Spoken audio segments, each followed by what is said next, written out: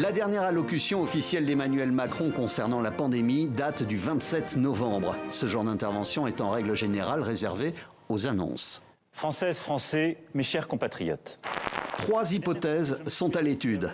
Le mot confinement est à nouveau sérieusement employé dans l'entourage du président. Reste à déterminer s'il s'agira d'un confinement renforcé sur un certain nombre de départements ou bien d'un confinement strict sur l'ensemble de la France. Ce confinement intégrerait des mesures de télétravail surveillées et des aides pour les urgences.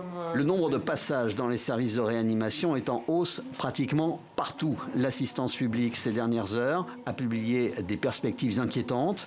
Actuellement, près de 1500 personnes sont hospitalisées dans la région parisienne.